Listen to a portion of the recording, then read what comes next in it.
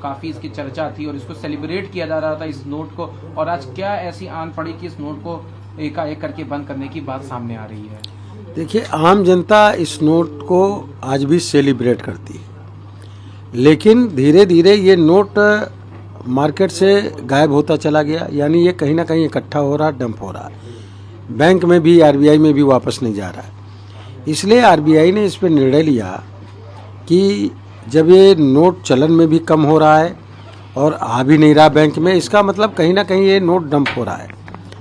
Dump होने की वजह से नोट वापस आ जाए फिर से और मनी लॉन्ड्रिंग ना होने पाए, इसकी वजह से आरबीआई ने फैसला किया और इस निर्णय का हम स्वागत करते हैं। आम जनता भी इस निर्णय का स्वागत कर रही है। परेशानी केवल उन लोगों को है जिन लोगों का पैसा बैंक में नहीं जमा है, घर में जमा है या घर में डंप है। उन्हीं लोगों को केवल परेशानी हो रही है कि ये नोट क्यों बंद किया गया। अखिलेश यादव, एक तरफ जहां अखिलेश यादव या और विपक्षी दलों ने इसका विरोध किया, तो दूसरी तरफ आंध्र सरकार ने इसका समर्थन किया है। देखिए, विरोध वही लोग कर रहे हैं जिनके पास 2000 का नोट बैंक में नहीं जमा है, उनके खाते में नहीं जमा है, बल्कि वो या घर में है या कहीं दूसरी जगह डंप किया हुआ है, इकट्ठा किया हुआ है। इसकी वजह से वो विरोध कर रहे हैं कि अब इसको बदलने के लिए जाना पड़ेगा। बदलने के लिए जाना पड़ेगा तो बात खुल करके आएगी। खुद नहीं बदलने जाएंगे तो किसी को लगाएंगे कि बदल करके लाइए रोज़, तो बेचारे वो जो लोग बदलने के लिए लाइन में खड़े होंगे उनको इसका फ़ायदा होगा। इस वजह से विपक्ष को परेशानी हो रही है। वरना जो भी ईमानदार आदमी है और जिसका बैंक में पैसा जमा है, कोई भी बैंक कर्मी, बैंक का अकाउंट धारी जिसके पास अकाउंट में पैसा जमा है, वो इससे खुशी मना रहा है। क्योंकि बैंक में पैसा जमा होगा, वो चाहे 200 का नोट हो, चाहे 500 का नोट हो, चाहे 2000 का नोट हो, उससे कोई प्रॉब्लम नहीं हो रही, कोई परेशानी नहीं हो रही। परेशानी उन्हीं को है जिनका पैसा बैंक में नहीं जमा, 2000 का नोट घर में डंप है, उनको परेशानी है। एक सवाल और है कि क्या लगता है अंतर्राष्ट्रीय स्तर पे भारत को कितनी ज़्यादा लोकप्रियता मिल रही है कि लगातार इस तरह के जो कार्यक्रम हैं वो होते जा रहे हैं, प्रधानमंत्री को हर जगह बुलाया जाने लगा है? प्रधानमंत्री जी को अभी हमारे देश को G20 की अध्यक्षता मिली। पूरे देश में इस कार्यक्रम को एक सेलिब्रेशन की तरीके से किया गया। अब G7 में प्रधानमंत्री जी को जापान बुलाया गया। वहाँ महात्मा गांधी जी, जो हमारे देश की आज़ादी के आंदोलन के बड़े प्रणेता रहे और राष्ट्रपिता हैं, उनकी प्रतिमा का भी अनावरण प्रधानमंत्री जी ने किया। एक बड़ी खुशी की बात है कि हमारे राष्ट्रपिता महात्मा गांधी जी की प्रतिमा जापान में लग रही है और G7 देशों के कार्यक्रम में लग रही है। एक बहुत बड़ी बात है।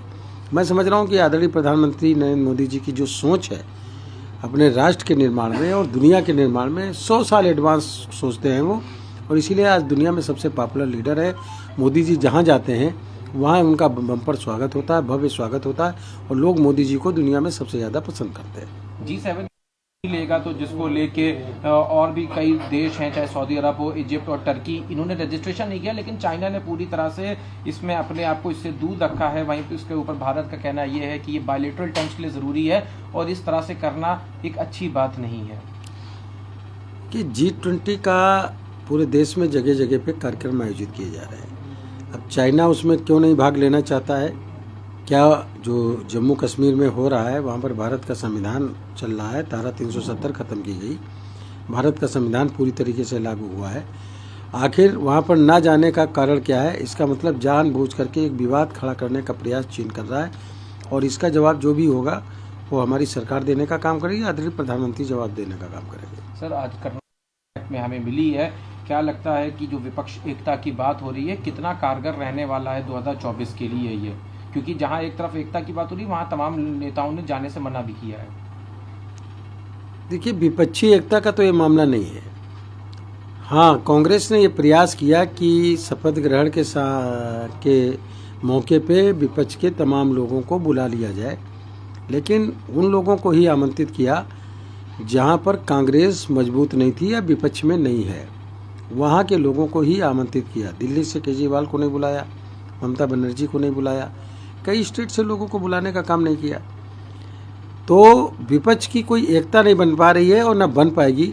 लेकिन अगर एकता बनेगी तो मोदी जी को हटाने के लिए एकता बनाने का ये प्रयास करते हैं। जैसे ही विपक्ष के नेता एकजुट होकर के मोदी जी को हटाने का काम करेंगे देश की जनता और ज़्यादा एकजुट होगी। किसान, मजदूर, महिलाएं, नौजवान, पट्टी दुकानदार, व्यापारी, सभी वर्ग के लोग और ज़्यादा एकजुट होंगे और मोदी जी को और बम्पर वोटों से यानी 350 से ज़्यादा सीटों से भाजपा जीतेगी और 400 से ज़्यादा सीटों से एनडीए का अलायंस जीत करके आएगी। उत्तर प्रदेश के में से है ना कोई मुस्लिम समाज में से है। देखिए, राहुल गांधी जी की सोच हो या कांग्रेस की सोच हो, हमेशा जो है कमज़ोर तबके के विरोध में रही है। आज ये बैक फुट पर इसलिए हैं कि इन्होंने किसानों के लिए, मजदूरों के लिए, गरीबों के लिए, वंचित तबके के लिए, SC ST के लिए, आदिवासी, वनवासी, पिछड़े वर्ग के लिए या अपर कास्ट के गरीब तबके के लिए इन्होंने कुछ नहीं किया, केवल धोखा देने का काम किया है। और आज फिर भी वो धोखा देने का काम कर रहे हैं। केवल वोट देगा, SC ST हो या OBC हो या वंचित तबके का हो या मुस्लिम समाज का, वोट लेंगे, बेवकूफ़ बनाने का काम करेंगे। वोटर इनकी इस कार्यशैली से समझेगा और आने वाले समय में बीजेपी के साथ खड़ा